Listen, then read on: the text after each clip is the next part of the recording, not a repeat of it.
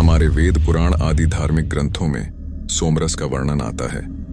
हम लोग सोमरस को शराब या मदिरा समझते हैं, हालांकि यह तथ्य बिल्कुल गलत है। सोमरस, मदिरा और सुरापान तीनों में फर्क है।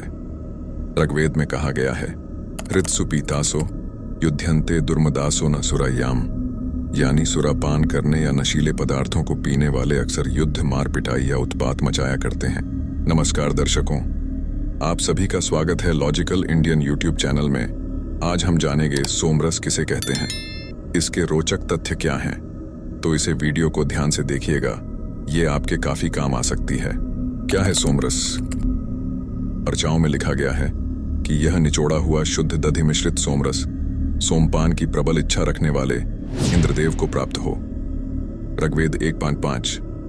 हे वायुदेव, यह निचोड़ा हुआ सोमरस तीखा होने के कारण दुग्ध यानी दूध में मिलाकर तैयार किया गया है। आइए और इसका पान कीजिए। ऋग्वेद 8:23-1।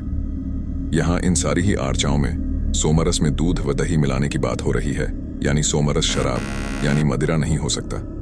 मदिरा के पान के लिए मदपान शब्द का इस्तेमाल किया गया है, जबकि सोमरस के लिए सोमपान का उपयोग हुआ है। मद का अर्थ नशा या उन्माद है, जबकि सोम का अर्थ शीतल अमृत होता है। कब होता था इसका उपयोग? देवताओं के लिए यह मुख्य पदार्थ था और अनेक यज्ञों में इसका उपयोग होता था।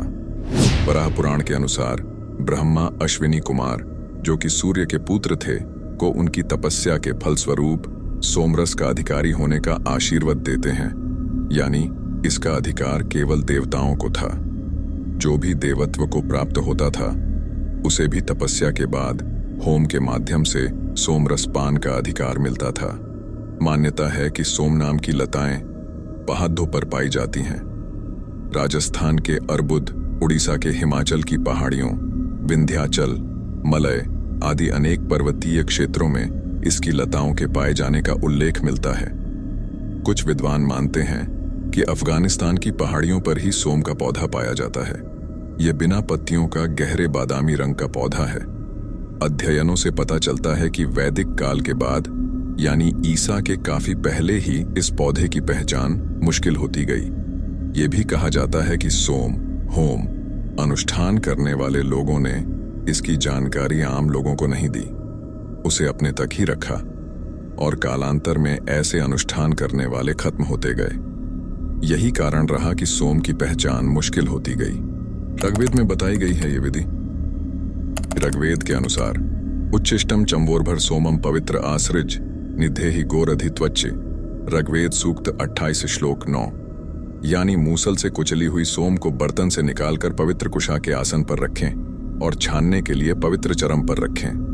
औषधि सोम सुनोते पदेनम भिषुणवंती, निरुक्त शास्त्र 11:2, यानी सोम एक औषधि है जिसको कूट पीस कर इसका रस निकालते हैं। सोम को गाय के दूध में मिलाने पर गव शिरम दही में दध्य शिरम बनता है। शहद या घी के साथ भी मिश्रण किया जाता था। सोमरस बनाने की प्रक्रिया वैदिक यज्ञों में बड़े महत्व की है। इसकी 3 अवस्थाएं हैं, पेरना, छानना और मिलाना। कहा जाता है ऋषि मुनि इन्हें अनुष्ठान में देवताओं को अर्पित करते थे और बाद में प्रसाद के रूप में खुद भी इसका सेवन करते थे। ऐसी सटीक जानकारी के लिए लॉजिकल इंडियन यूट्यूब चैनल को सब्सक्राइब करें और वीडियो अच्छी लगी हो तो लाइक करें और ज्यादा से ज्यादा लोगों को शेयर करें। धन्यवाद।